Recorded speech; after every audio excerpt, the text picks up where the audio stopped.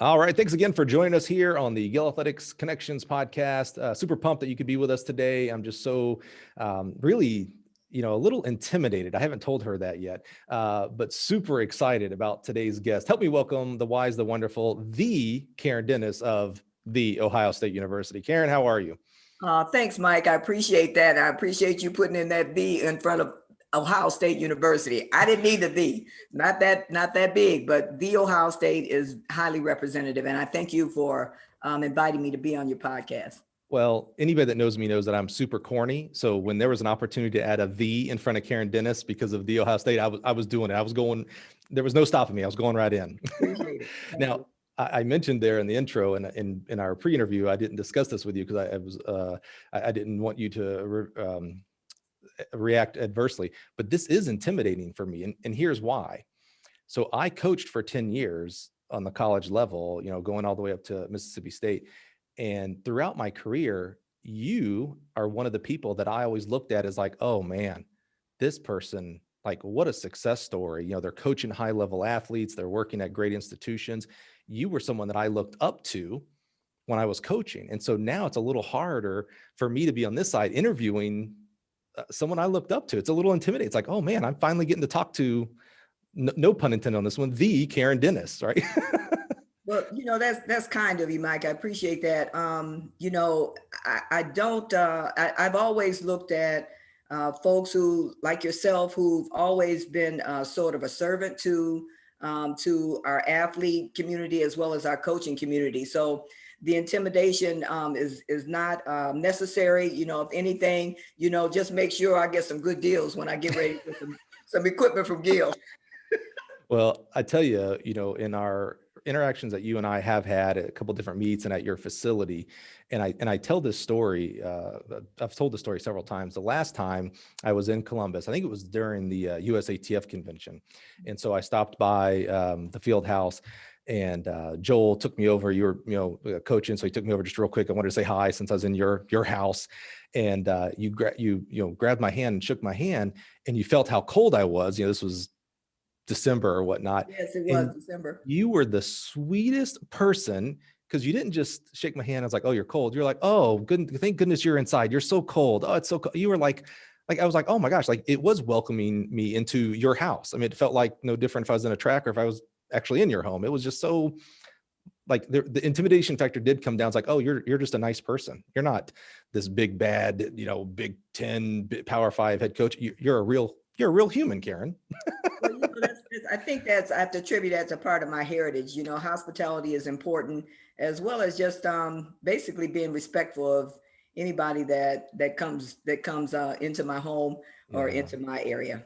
Yeah, that's awesome. That's obviously a testament to the way and the people that helped raise you as you were coming up. Well, let's start there. I'm super excited. We're going to talk about your career and your journey in this sport and in this great profession of coaching track and field. And then we're going to change the conversation and we're going to leverage the experience that you've had in coaching at 3 different institutions as head coach of 3 different institutions and talk about assistant coaches and how to maybe break into this profession.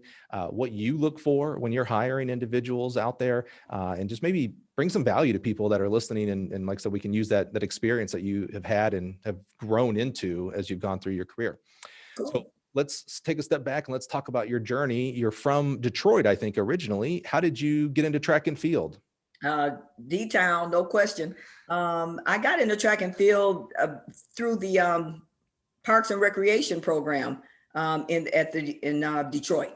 And so there was no organized sporting community other than grassroots track and field for girls. Mm-hmm. And so my father, who was an athlete at Northwestern High School and then Eastern Michigan, he saw my passion for track. He saw my talent in track, just running up and down the streets from street light to street light, chasing, challenging any of the boys that wanted to run.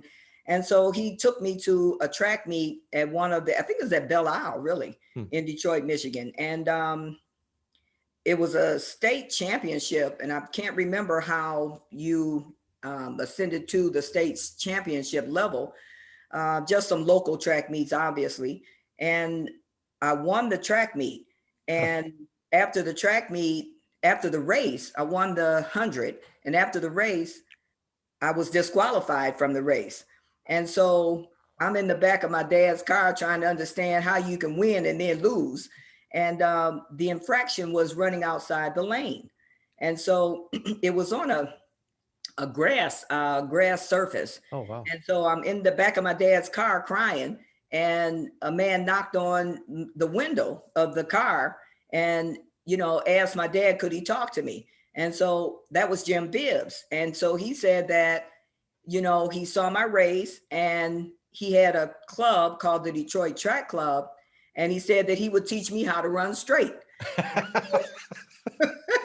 And so that's how I really got into the sport with Jim Bibbs and the grassroots Detroit Track Club. Wow. Now I've heard Jim's name. There's a couple of people, Harry Weaver and those guys that, famous in the Detroit area. Yeah. Harry Weaver came. I mean, Jim Bibbs was he's 91 now. Okay. And he's still trying to keep me straight. Is that right? But at the time it was more, Richard Ford, the Mayor Daley Youth Foundation, Red Simmons, who was over there at Michigan, had, I think it was Ann Arbor Pioneers, right. Francie Goodrich was part of that program. So there were some grassroots coaches. Dick Ford, later on came with the Motor City Track Club. Harry Weaver, of course, came during that era, but most of the grassroots clubs that we participated in were, folks, Madeline Manning had her coach, can't remember his name, over in Cleveland. So those were the people that, were part of my upbringing. What was the opportunity available to you for high school track and field? None. So this was all club. That was the only opportunities. That was the only opportunity. There was a girls in high school. There was a girls basketball team. You played half court, and I thought I was pretty good at basketball. But I later on found that the basketball coach was also a teammate of Coach Bibbs, and he cut me from the basketball team. Really, so I had no choice but to do track. Right. I couldn't understand that. It took me a long time, and it took Coach a long time before he really disclosed that to me, that I was a pretty good basketball player. But they were in cahoots to make sure that I stayed in track. Now, did I hear you right? Basketball was afforded to you, but it was only half court basketball because of being a girls basketball team? Right. And there were no other opportunities for girls in high school at that time. Yeah, I know we're sitting here at 2021, but as a coach and someone who's been in athletics, pretty much his entire life, that blows my mind. When you think about, it wasn't that long ago, women not only weren't allowed, but couldn't, and I'm doing air quotes here, run over 800 meters, right? You would fall out and die and all this kind of stuff. Yeah. And it's not that. It's literally a blink, right behind us, that the steeplechase for women is now an event in the Olympics, and pole vaulting and hammer, which I didn't realize was so late to the game. I can't believe it boggles me that you couldn't play full court basketball like the boys. Yeah. I mean, I think, and that's where I appreciate so much, the male coaches who really rescued girls who had a strong interest in athletics and had talent in athletics, be it any sport, but if it weren't for the few, for the men and the few women, like a Dr. Nell Jackson, who I later became, who later became a mentor at Michigan State.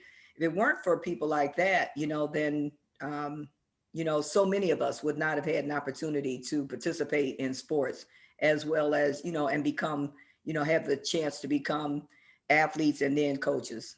Yeah. It's amazing what, if you think about what school records and college records and even world records are on the female side, what could they be? What will they become? Because we just haven't had the length, the density of attempts and athletes in those different events. Right. Yeah, it's amazing. So how did you went to Michigan State for your undergrad? So how did someone at that time, like how did you even get to Michigan State? And when did it even click that you could run in college? Like that was an opportunity. Well, I started out at Tennessee State. Okay. And Really? So, yeah, I started out at Tennessee State University. At the time, I think there were like maybe 4 programs in the country that offered scholarships. Yeah. For girls. And even there, the scholarship was a work scholarship. You worked in the post office, and part that paid for part of your room and board. And then of course you had your tuition. So there was Tennessee State, I think, Texas Southern University, Illinois, where Dr. Jackson was. And then, gosh, there was one other school in Texas, Texas Christian University or something. But anyway, so I had the opportunity to go to Tennessee State and stayed there for a year and, left Tennessee State, had some problems there, left Tennessee State, and then just sort of got into life, and had my daughter. And I realized that I needed an education. I had a baby and I'm looking at her and she's looking at me and I'm thinking, you know what, we got to do something different. And so I came back I was in California at the time, and then came back to Michigan where my family was. And I contacted Coach Bibbs and told him that I'd like to get back in college, get back in school. So one thing my father had always taught me was to keep your academic records strong and keep your credit report strong. Yeah. Those two things that you could pretty much do anything.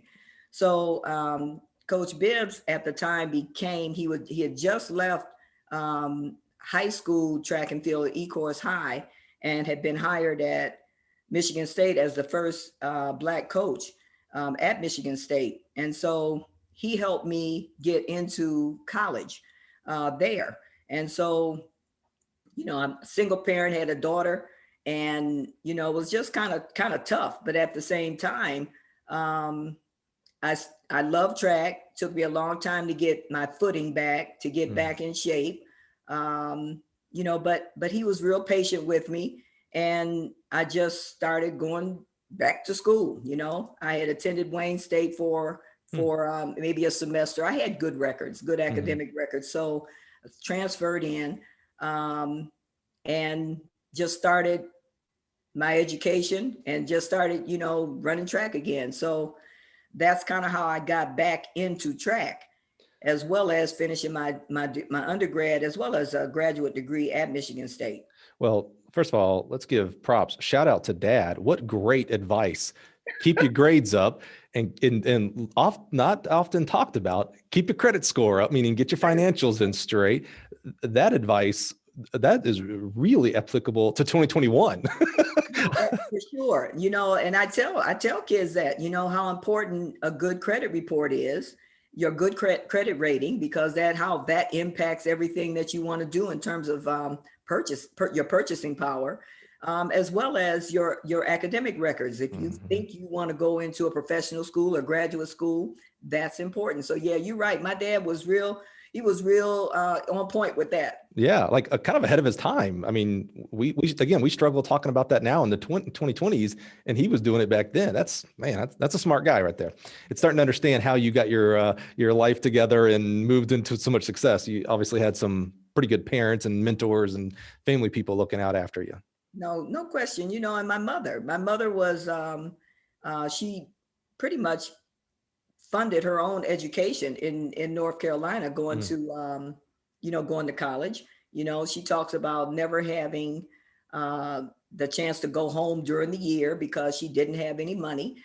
She worked her way through school as a waitress and, became a teacher. She went to Livingston College in North Carolina and became a teacher, and, married my father, had to keep her marriage a secret because at the time you couldn't be married and teach in the school system that she was teaching. So she had to keep her marriage a secret.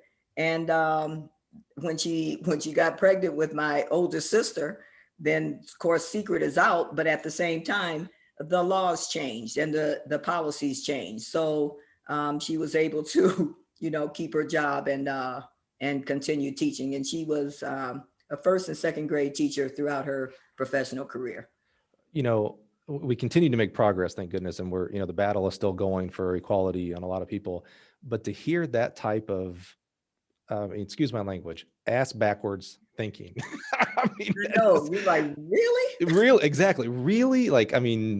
That just, it kind of goes in par with some of the things that we have going on now in society. We're like, really, this is what we're doing. And we're thinking, come on, people, let's move. Let's continue to keep moving forward here. Sure. So you mentioned mom was a teacher. As you got through, as you're working through Michigan State and you're working towards your undergrad, what were you thinking? What was your undergrad in, and what were you thinking for profession wise? Well, I went into agricultural economics. I thought I wanted to be a bureaucrat and to help farmers with funding and with just farming, the farming industry. Mm-hmm. And that primarily came from, my family coming from, migrating from Georgia to the north. And I've always had a love of the earth. And as well as growing things. And I felt like I could serve the farming community. However, the thought of sitting in an office all day long as a bureaucrat would drive me crazy. And, my mother had always told me I'd be a good gym teacher. And I told her I didn't ever want to be a gym teacher. And so then as I look back at it, what am I? I'm a gym teacher, so I always tell my students, listen to your mother. Because they know you better, Right. So that's what I really got my undergrad degree in. And then I went and got a master's in sport industry, mm-hmm. And a minor in coaching. And that was at the encouragement through Dr. Nell Jackson, who wanted me to assist her in the track program, because she was the women's athletic director, as well as the women's track coach. And so I came through the track program with Mr. Bibbs as my primary coach. And so, with him, I was able to win the national championship, AIAW in the 200. And once I graduated, Dr. Jackson asked me to stay and help her with the track program, in developing the track program, and gave me, I think, a grad assistantship for working on a master's degree. So I agreed only for a year, and then here I am. Yeah. So put a pin in that for a second, because you said something interesting. So we had Sue Humphreys on the podcast last year, and we learned a lot about the AIW versus NCAA when that came along. You just mentioned, you kind of tossed it off to the side. You were the 200-meter national champion for the AIW. Yeah. So first of all, you must have learned to stay in the lines. So that's good news. I did. So how did that feel? I mean, winning a national championship, there's very few people who actually do that. What led to winning the national championship? I felt really good about it because of the journey back, just from having not competed in sports for years. And, just through the encouragement and the coaching expertise of Coach Bibbs, and the opportunity afforded me at Michigan State, because, I had never had a sort of an organized track program because of legislation that prevented women and girls from being able to participate. And this was a period when, really, Doc, it was a very political period at Michigan State. The basketball team was suing the school for Title IX, and Title IX had just come into legislation, and the basketball team was suing Michigan State for non-compliance of Title IX. Mm-hmm. And so there was a lot of political jockeying going on, which really resulted in the firing, basically, of Nell Jackson, as the athletic director. Once the NCAA became the primary governing body in athletics, then the women who had really grown sports for women were kind of pushed out of the way. both as coaches and as administrators. Hmm. And men started taking over the positions that women had previously held. And so once sports came under the NCAA governing umbrella, Dr. Jackson, rather than take a subservient role at Michigan State, she left. Hmm. And as she left, the athletic director kind of asked me, would I step in and take over? And I had just, gotten my master's, and I had no interest, no inclination to coach. I wanted to go into administration, and that was my plan. Mm-hmm. And so Coach Bibbs was the men's coach, and I figured, he encouraged me, well, honey, come on, do the job for a year or two, and then you can move on into administration. And so I agreed to do so only because he, encouraged me to do so. And I saw the girls there. I'm like, y'all need somebody, Mm-hmm. and I didn't want to see them not have a sporting opportunity like I didn't have in high school. So I stayed on, and here I am. I love that see a need, fill a need type of attitude. And I can only imagine you and you're not that far off of their age at that point, but you looking at these younger girls and going, wait a minute, that's me not too long ago. So That's me right now almost, because they're, at their age, I'm recruiting, at their age, I am close to their age. But at the same time, I'm a mother, Oh, right. Yeah. So I knew I wasn't one of their peers, but I also knew that, like you said, there was a need. I wanted them to have the opportunity to participate in sports, Mm-hmm. and that's why I stayed. I mean, I'm sensing a theme here of barrier gets put in front of you, you smash over it. Another barrier gets smash. I think of the disqualification that easily when you're a younger kid and you get disqualified from winning the race, you're kind of at a fork in the road. You could very much have said, well, this sport sucks. There's other things I can do. Or you can take that as a challenge and say, okay, well, I'll get better. You did that, all the way leading up to winning a national title in the 200. Being a single mom, which I have so much respect for. What's the term for me? Am I a single kid? I'm a single mom product.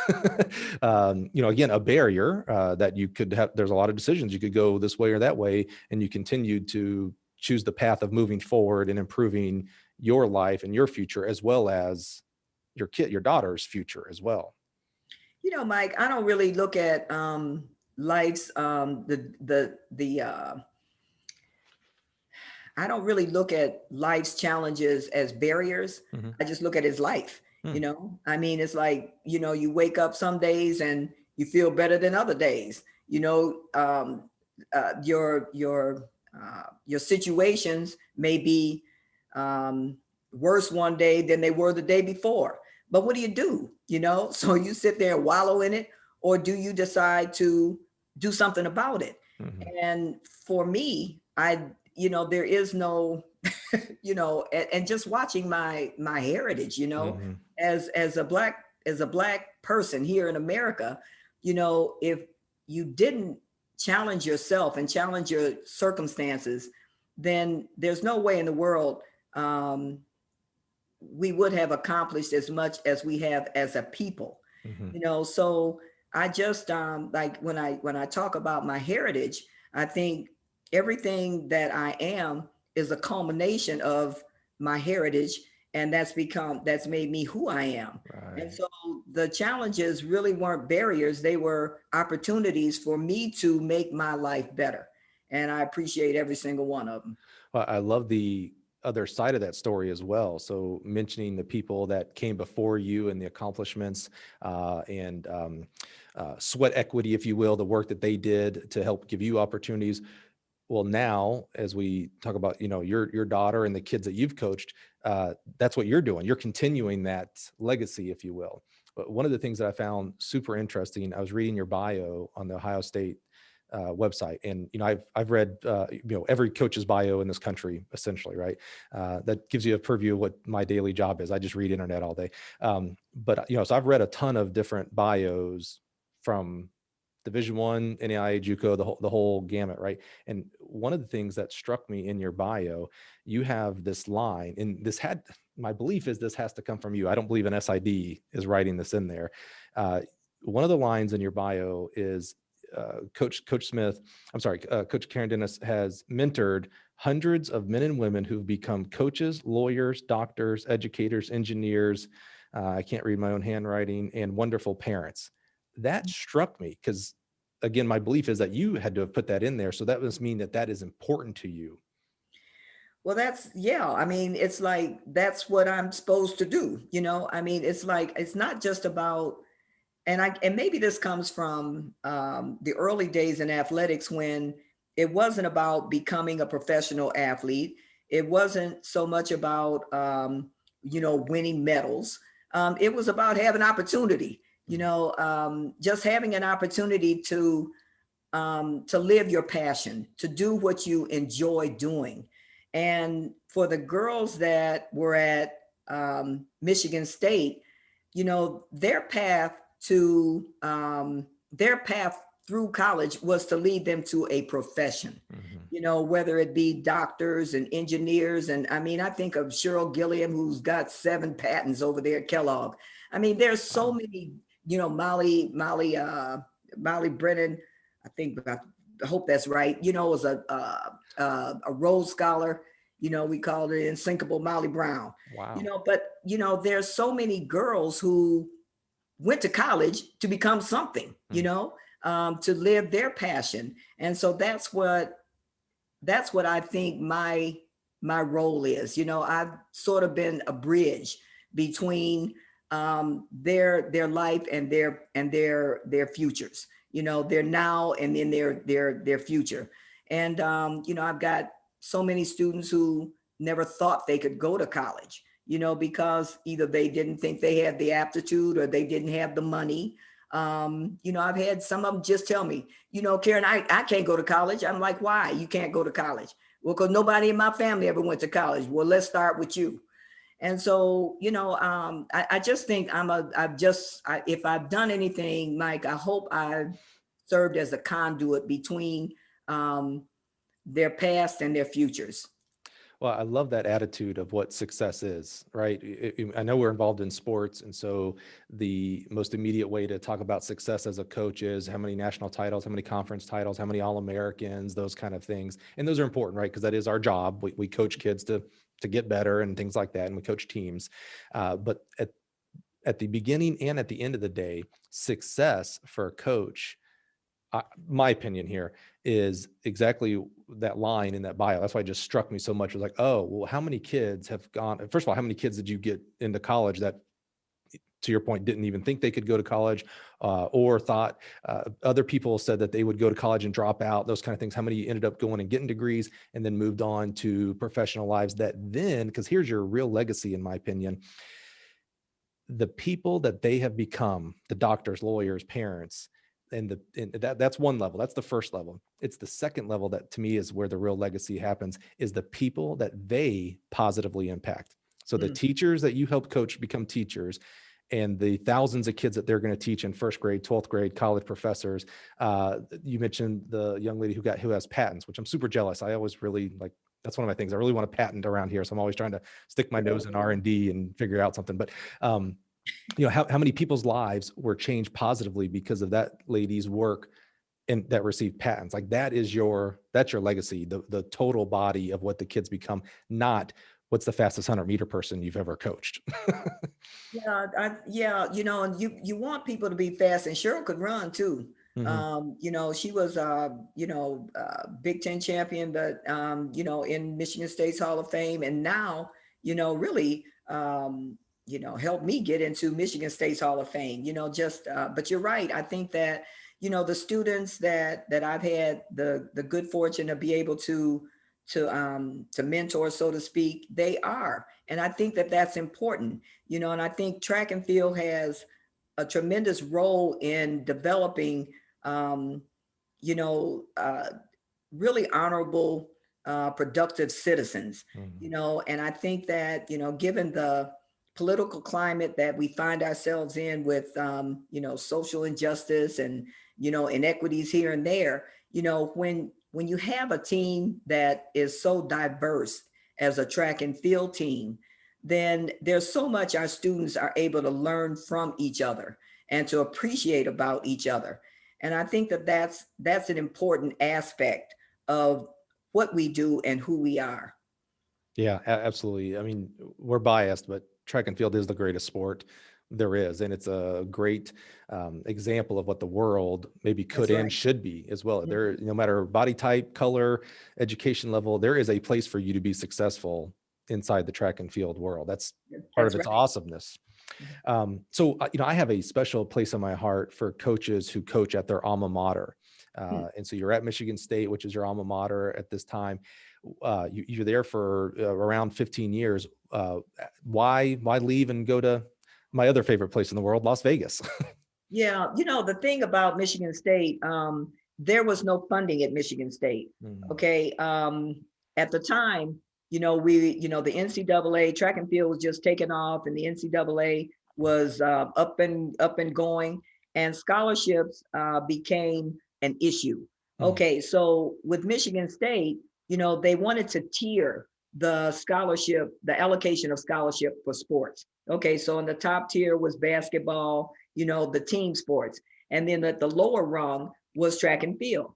And so, but I'm competing against programs inside the Big Ten who are fully funded with scholarships. So at the time, they gave me 8 scholarships and called that fully funded. No, 16 scholarships is fully funded. So I've got 8 scholarships to be able to compete against, other schools in the Big Ten. And so it was just kind of frustrating. And so one day, I got a phone call from one of my administrators who said that a headhunter had called him about being interested in having me go out to UNLV.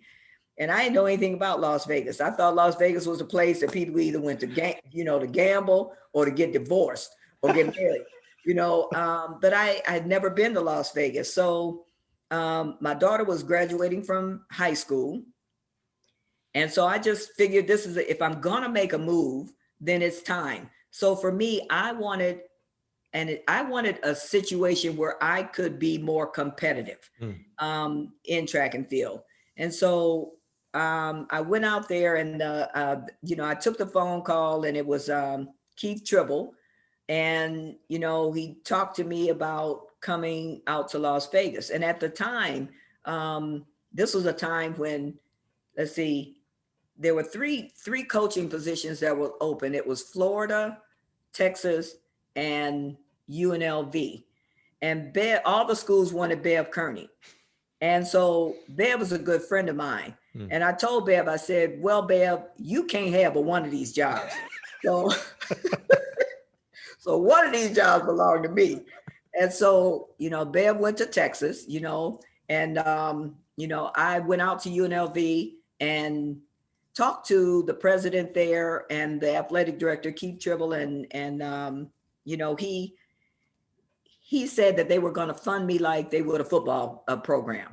And so I'm like, cool. So I went out there, and then I think he and Doug, the athletic director, Keith was the assistant athletic director. They left in about a year or two. And but what they wanted from me was to change the culture of the track and field program at UNLV, because students were not graduating, and they they had a poor graduation rate, and there just didn't seem to be any seriousness. And my coming from the Big Ten, a very academic conscious conference, so they thought that I would be a good fit there.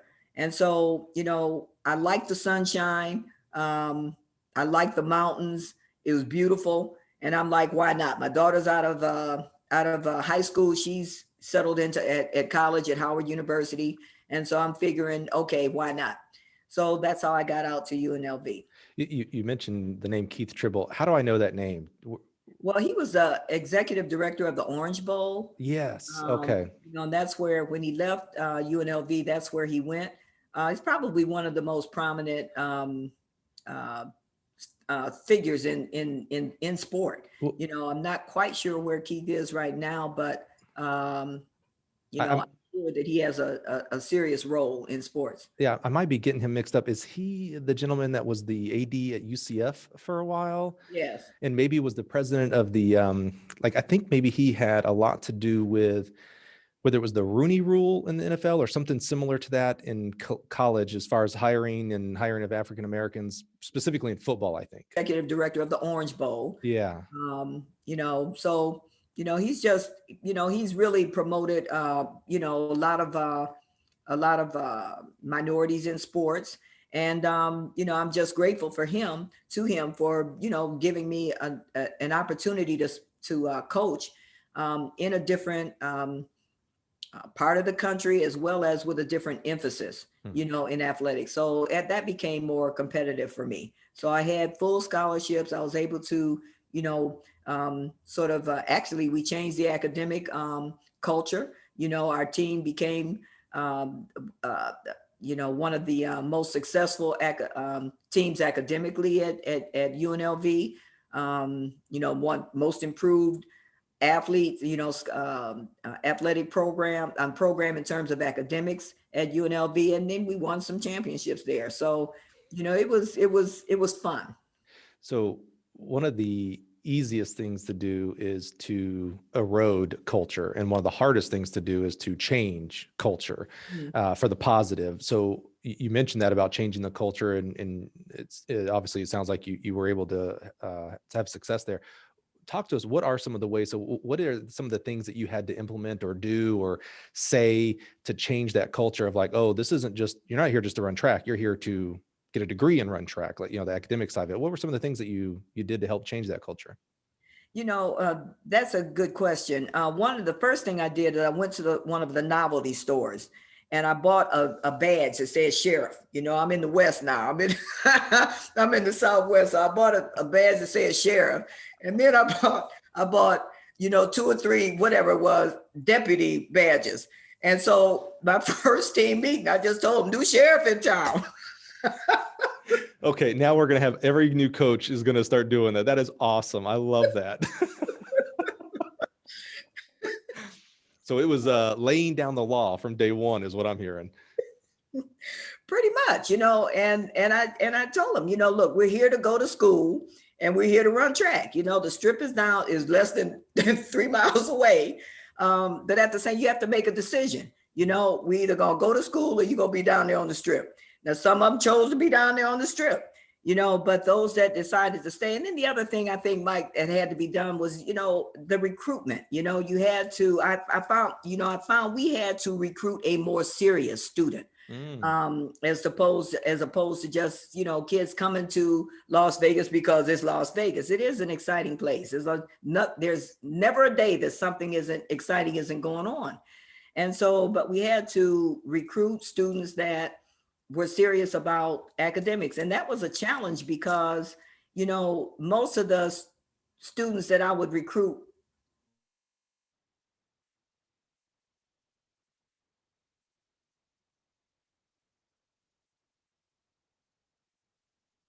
is not a serious academic institution. And so I had to convince them that it is a serious academic institution. And actually, I ended up mostly, recruiting from the junior college ranks and or going to the Caribbean, because those students, and I recruited from California, from Canada, on Vancouver part of Canada, because it was close to Las Vegas. So I just had to be strategic in how I recruited, and as well as, once students got there, to emphasize you're here for an education as well as athletics. That's interesting. You mentioned recruiting junior college athletes. So as a former junior college coach myself, one of the things I loved my time coaching junior college, but one of the things I didn't like was I felt a little bit like a shark. So when I'd recruit an athlete, I'm looking for kids who aren't making the clearinghouse, who aren't making their GPA and aren't making their test scores. And I was happy when I'd get a transcript and they had good grades, because I'm like, okay, good, you can go on straight to a four-year school. But what was it about, you're talking about recruiting a more serious academic student athlete, and you talked about junior college, which is traditionally guys and gals who aren't making their grades. What was it about JUCO kids? Was it the second chance attitude or from them, or what was that? Well, I think, for JUCO kids, obviously they want an education. Just because you're in JUCO doesn't mean you don't want an education. It just means that you took a JUCO route, through education. And, so those students, and I had good connections with, schools on the East Coast. And so to come out to sunny Las Vegas was not a hard sell. And then from there, they were able to get their degree. And, California was obviously a hot spot to recruit. However, there's so many schools in California. It was hard to, especially because UNLV did not, Al did a great job at UNLV, but at the same time, it did not have a real strong academic or athletic reputation. Mm-hmm. And so, it was hard to recruit against some of the traditional and really galvanized programs in California. And then the students some of the high school students that I did get when I recruited them, some of them they just weren't used to being a serious student. I had students come from there that said they had never read a book from cover to cover in their life. And they were in college, and that's stunning to me. Stunning.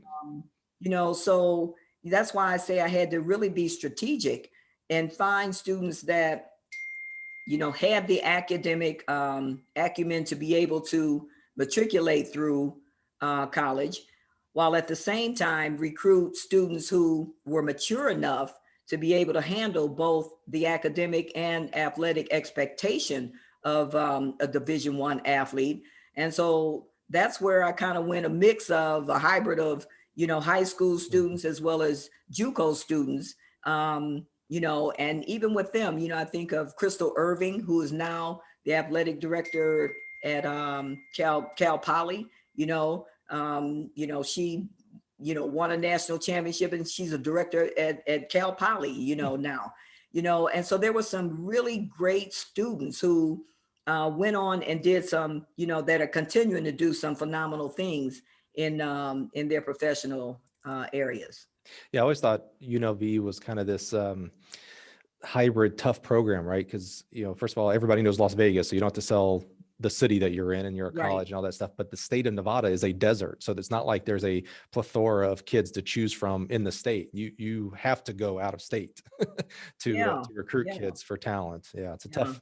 The desert is something. I mean, I saw some things. I mean, anytime the winds can have, the winds were strong enough to blow the high jump pads across the field like tumbleweed. It's just.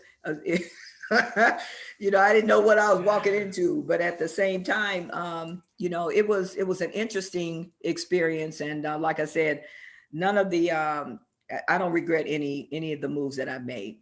Yeah. Wind, sun, when it rains, the city shuts down. No, I mean, really, you got to practice either 6 o'clock in the morning, right, to beat the sun, or 8:30 at night to beat the sun. So there were some, obviously some things that you had to figure out and work around.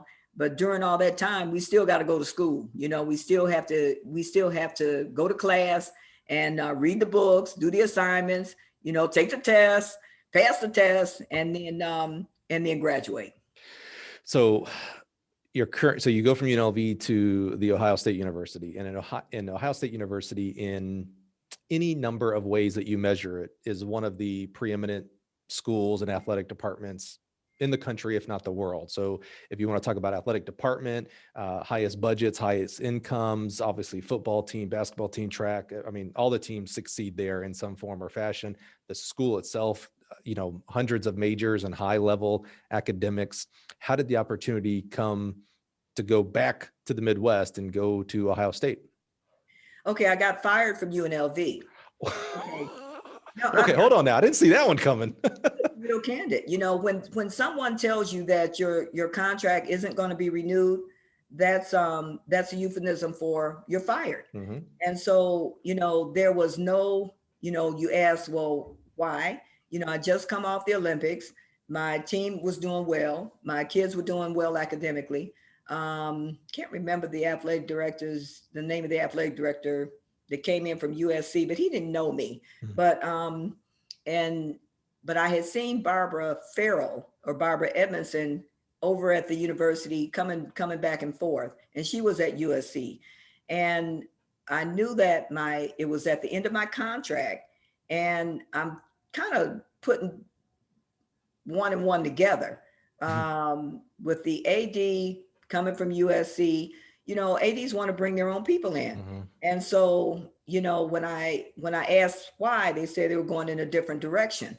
And so I'm like, okay. So that evening, I got calls from, they wanted me to resign. I said, I'm not resigning. I got fired, and so that's what you all are going to have to, that's what it's about. So, I got home and I got some phone calls from, from all over really. But the next day, Russ Rogers called me and said, Karen, Candy left, and Candy was his assistant, Candy Young. And I'm like, okay. So he's like, why don't you come over here and help me? And I'm like, fine. So between Russ Rogers and Steve Simmons, they sort of circled the wagons around me. And within a week, I was, hired over at Ohio State. And so, Mike, I say that to say, you don't always know why something happens, but that was the best thing that could ever happen to me. I can't think of the athletic director's name, but anyway, I sometimes, and I can remember when they told me that my contract wasn't going to be renewed. I walked out of that office, and before I walked out, I said, thank you. And then when I got outside the office, I'm like, what are you thanking him for? Your ass just got fired. And so, I get home, and I really, I start processing it all. And, but I had a community, the track community sort of, like I said, they circled the wagons around me. And, I found myself at the Ohio State University as an assistant in a combined program, in the men's and women's program. And I knew that that was a good move, because at the time, as you well know, most of the programs were becoming combined programs, so that would give me some, I was really looking forward to the opportunity and experience of working with men. And so, it was just a good thing that happened. Is Ohio State the first?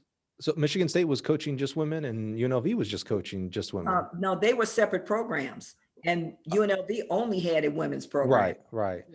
And so, fast forward from UNLV, a lot of the schools in the Power Five were becoming combined programs. So there were very few women that coached dual gendered programs. I don't think I knew of any at the time. And so, to go to Ohio State and work in a dual gendered program, I thought would be, it was a great opportunity. Russ needed an assistant, I needed a job, it's all good. That's a good fit. Yeah. That's a good fit. Yeah. I'm amazed, when someone's at an institution for an extended time, typically there's also multiple athletic directors. And it always impresses me, because exactly what you said, a lot of athletic directors come in and want their own people. They already have their own staff, their dream staffs put together for football, basketball, track, et cetera. I remember one of the first times I met James Henry at University of Michigan. Yeah. I was like, James, I'm like, you've been there for 30 years. How many ADs have you been through? And I can't remember the number. It was an exorbitant amount of number. And I was like, you know what? That tells me all I need to know about you, that if you're able to not only weather new ADs, but convince them that you're their guy, like that says everything to me. Yeah, and that's what, and he did fire John, whoever, I can't even remember the man's name, but anyway, he did hire Barbara, Barbara Farrell Edmondson, Mm-hmm. and I could kind of see that's where the direction was going, as well as I think that in hindsight, some of the other coaches who had some prominent roles, they too were replaced, and I think part of that also was money. It's like Mm. it's easier to bring in somebody, pay them less than to retain somebody, and keep them at their current salary or pay them more. If you aren't making money at your school. So, there's a lot of different things. And I try to encourage people about, hey, don't even worry about that. You take care of yourself, do your job, and all the rest of it will fall into place. So you go to the Ohio State University. This is year 7 for you? I went to Ohio State in 2002. Oh, okay. Yeah. Well, I can't do math. So around 19 years. And started off as the assistant, and now you're a director. And sadly, you talked about the number of women director, both gender directors. You and I could, within 20 seconds, probably name all 5 or 6 of them that there Oh, are. there's 7 now, yeah. Yeah, which again, that's not a good brag. Like I wish there was like, oh, there's so many we can't think of them. So what's it like going from an assistant coach at a program like the Ohio State to the director? What are some of the things that you had to adjust, if anything, based on your prior experiences? Well, I already, working with guys, it was a good experience to work with guys. And that's where, Joe Brown, who's a assistant now, I was able to coach him. you know, Russ kind of gave me a long free reign pretty much to coach some of the sprinters. And so the sprinters and the hurdlers. And so, I got familiar with coaching guys. Guys are a whole lot, in my mind, a whole lot easier to coach than women. Hmm. I love coaching both of them, but at the same time, I think um, the girls are a little more emotionally charged than men. I think men and women are wired different. And so, so I enjoyed coaching the guys, and what was challenging for me when I first became the director was them accepting me as a female as the coach, and 2 or 3 of them just weren't gonna have it, and I'm fine with that. So I was like, hey, you don't have to be here. I appreciate Gene Smith urging me to make those tough decisions as to Hmm. whether I wanted to retain somebody or let them go. And so, I gave them an open door. You don't want to be here, that's fine. Go find somewhere else. But I am your coach right now. And so they left, 2 or 3 of them, and they were some of the best ones on the team that left. But at the same time, that really opened me up as gaining their respect, as well as having, I thought it was important that men get comfortable with women bosses, because, it's not an all male society, that women are formidable, women are competent, women are amazing. And women are your mothers. And so, just get comfortable being with women and being, trusting their ability to help you get better at whatever it is you want to do. And so, I enjoy coaching the guys, and I think, I've been fortunate enough to surround myself with assistant coaches who share my vision, as well as understand our unique and amazing responsibility that we have with the young lives that we're entrusted. We all have our own biases and privileges. And so as I was preparing to have this conversation with you today, I vowed myself, and I work hard on this with any women's coach or women's guest that we have on the program, to not ask the question, well, what's it like being a woman coaching men? Because I would never ask that question of a male. I would never ask a male coach, what's it like coaching women? I appreciate you bringing up the differences, and there are differences, but to me, a coach is a coach and is a coach. And what I mean by that is there are really good men coaches. There are some bad men coaches. There's really good women coaches, and I don't think it's respective of your sex, whether you are or can become a good coach. We all have different personalities and styles and objectives when we're in this profession.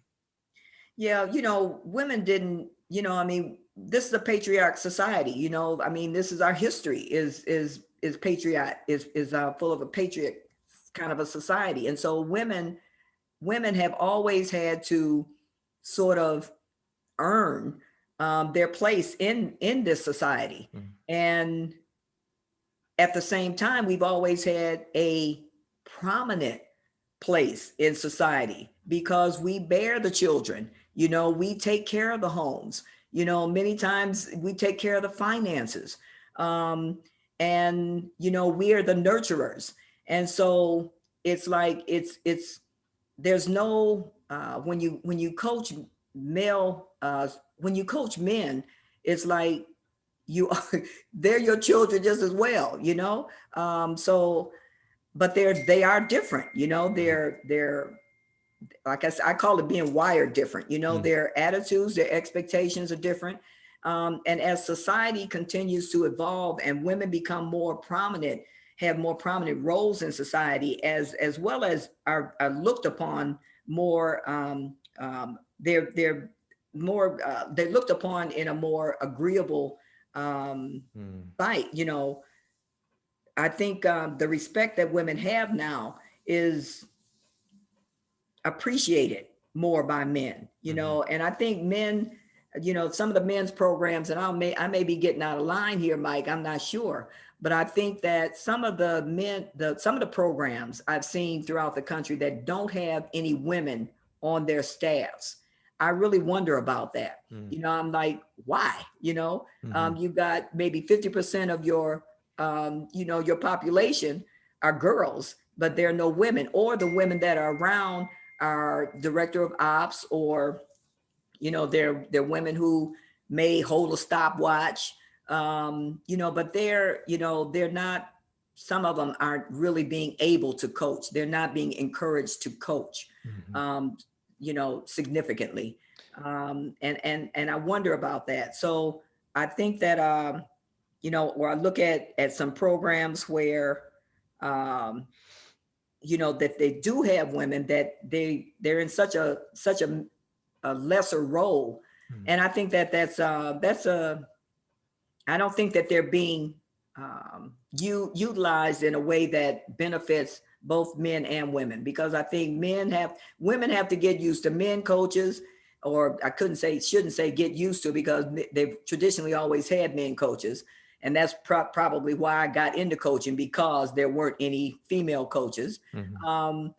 But women have got to, men have got to really groom their women to be better coaches, so that's just part of the way I see things. So let's continue that conversation.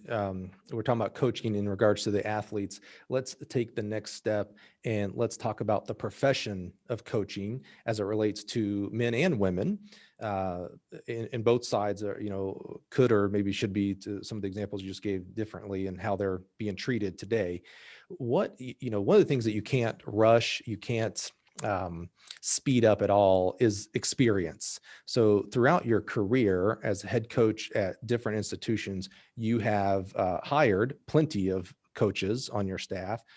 You have gotten probably times 100 that many resumes for those positions that you've hired. So as we have younger listeners that are just now getting into coaching, or think that the world might be stacked against them, they can't get another job at whatever they think the dream job is, whether that's a Power 5, Division I, whatever that may be for that person. What are some things, as you've looked and hired throughout your career, what are some things, advice that you would give to coaches as they are looking to move on to different institutions, to be hired at different places? I think submitting a resume is less important in the hiring process than it used to be. I think relationships is the most important thing right now. Maybe 20 years ago, you submit a resume and people really, looked at the resume. I think right now, I get, if I have an opening, you have to um, post the opening and solicit resumes.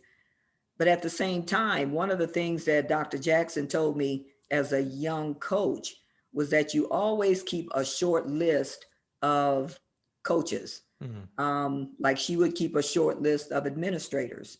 And I've always sort of kept that in mind. And so relationships is more important, I think, than a piece of paper or a resume. Our resumes are the relationship. You can find out what the resume, you are your resume. And so if you demonstrated through, performances at wherever you are that, you're easy to get along with, you work hard, got good work ethic, that you've been loyal to the program that you're currently at, that you know how to coach and know how to get along with people, because we're in the people industry, we're in the people business. We aren't going to be successful if we don't get along with people. And I think recruitment is important, but again, that's getting along with people, being able to sell your program, sell yourself and your program to a family. So I'm gonna be honest with you. When I talk to women about coaching, I tell them don't go into coaching. Okay. What I'd like to see more women do is go into administration. I want to see more women be like my Dr. Jackson, who sat at the table and made hiring decisions. Because right now, if there aren't as many women in administration as there used to be in the AIAW days. And like it or not, men will, some have a tendency sometimes to hire men or to take hiring advice from other male colleagues. And so what I encourage women to do right now is to become an administrator, have yourself a formidable place at the table where your voice is going to impact the decision, the hiring decision, and if we can do that, then more women will have more opportunities in coaching, so I think that, particularly now with the volume of administrative responsibilities that coaches have anyway, why not go into administration? Why not grow yourself as an administrator from maybe your athletic days, because we look at, a lot of athletes are becoming coaches. Most of the coaches that I've hired were former athletes, Joe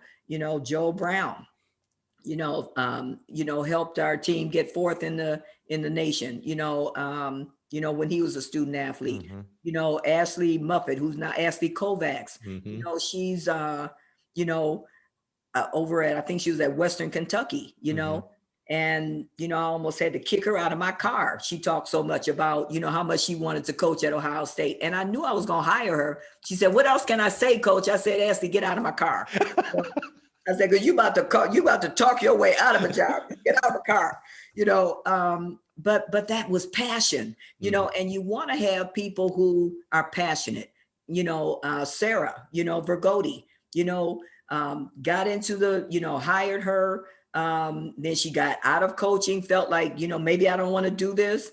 And then called within less than a year of her absence from coaching and said, "Hey, I still want to coach." So I'm just kind of getting off on it. But I think that to answer your question more clearly, and if I get away from don't go into coaching, I look for people who are passionate. I look for people who are honest.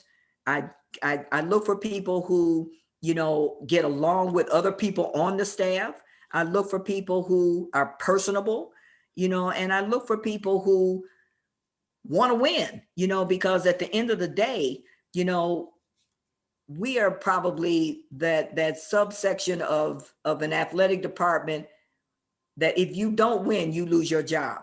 I don't see administrators get fired too much.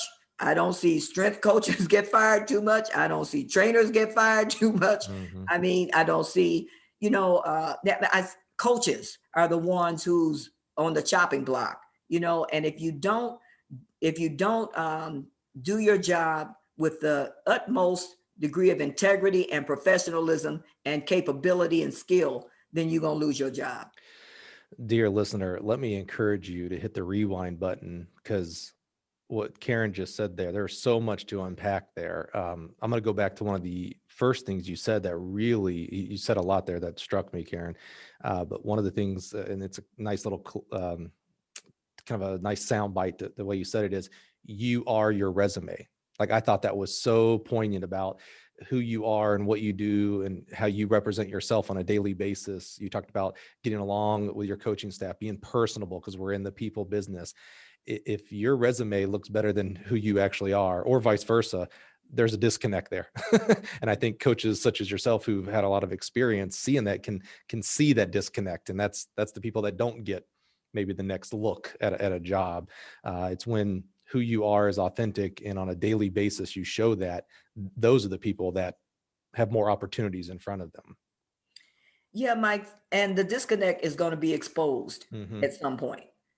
So it's like you can't separate yourself from who from your body of work.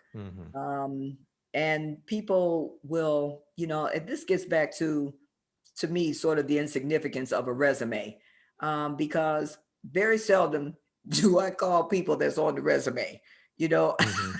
I will call people who are not on the resume, because most of the time, the people that you list as references on your resume are people who, are pretty much in your corner, but sometimes you want to call people who aren't on the resume, just to, get that side story or that backstory about this particular person, because that's important. You really want to have the whole skinny on who this person is that you're bringing into your family. Yeah. As someone, here at Gill has hired, people, I never did understand the references section of a resume. It's like, it's almost like a catch you to see if this is going to sound a little harsh, but to catch you and see if you're dumb or not. Like, did you vet the people, those 3 people? Did you call them and know that they're on your side? Because I'm asking you, like, tell me your friends who are going to tell you how great you are. That's all that references are. I like that, taking that one extra step and like, okay, well, I know you worked at such and such university, so I'm going to call this person who's not on your resume and just be like, hey, how was so-and-so on your team or whatnot, and get That's right. that side story, if you will, that, like you mentioned. Yeah. Yeah. And that's what our kids need to understand. I try to explain to them, it's not about, you have to realize that, when you go look for a job, people are going to look at your Instagram. I mean, now this whole social media piece right now, you talk about getting exposed, so, people are going to look at your Facebook page. People are going to look at your Instagram page. Those are those types of apps now really give employers a better look at who you are, other than your resume, other than your academic credentials. They want to know who you are, what's in your soul, what's in your spirit, what's in your life, what are your interests, as you regard, in respective of, what you tell me. I really want to know, and I want to see a more honest glimpse of, I want a more authentic look at who you are, as opposed to the curated that's on this piece of paper. Right. Yeah. The resume is curated. Like, Yes. that's, you get to choose what is or is not on there. Social media, you also get to choose on there, but it's much more of you forget that all eyes are on that social media. And so Right. I love, that's definitely one of the first things I do when, we're looking at hiring somebody, is look at social media, because I love when they expose themselves. if you hear a story from someone else, you are getting a biased, you're getting some of the story, but you're only getting that side of it. Social media, you wrote that. Who are you going to blame? Right. Who you going to blame? Who you going to blame? Well, Karen, as we start to wrap up, I do have one final question in relation to this. So, you're a very high profile coach. Part of it is the history and legacy that you've done at the different stops that you've had. Part of it is that you have the Ohio State behind your name. How do you, when it comes to hiring and potential hiring, and even maybe making recommendations for others, how do you, I don't know how to put this sensitively, how do you cut through the BS? And maybe let me explain that a little bit. I have to believe that there are people who cozy up to you or try to curry favor from you because of who you are. Your word matters. So if they can get a good word from you, they're set, air quotes there. How do you cut through the BS? You talked about people getting exposed. How do you kind of guard yourself, or do you guard yourself on your circle, if you will? You know what? One of the things I think is important is that, it's important to share, and so I don't really guard myself. I think, I'm pretty open, really. I've had some wonderful people in my life who have, really elevated my life, who have really assisted me in my journey. And I want to help people. I want to be an assistant in somebody's journey. And I think that's what I should do. It's what I want to do. So sure. I mean, as far as BS goes, I mean, I'm from Detroit. Okay. Oh, yeah. I come up through the 60s. Okay. There's not a whole lot of BS that people can bring me, and what's important also is that I don't ingest a whole lot of BS. Okay. It's just not part of who I am. If I feel like somebody is not being authentic, then I don't have a lot of time. I will find something else and change. I will find something else to do real quickly or change the subject right away. But I want to be able to if my journey can be of help to, or my experiences and my journey can be of help to anybody, I'm here, and one of the things that, I enjoy doing is sharing, and I appreciate, the platform you've given me today, to be able to just talk. And I think that sharing and sharing people's journeys with each other is important. And I like what you're doing. I appreciate what you're doing. And I think that the more we do this, I think the better off we will all be in getting along. And I think that right now, in this particular time, in space and time, it's important that we do have a more harmonious coaching environment that can lead to a more harmonious society. I'm all for that.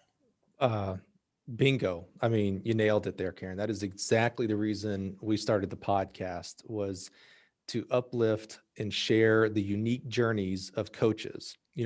You, Karen, are not important because you coach at Ohio State. You are important because of the experiences you've had, the experiences that you've been able to assist other coaches and athletes out there. That's what's important. Kind of taking that veneer off of, the school name and more focusing on the person.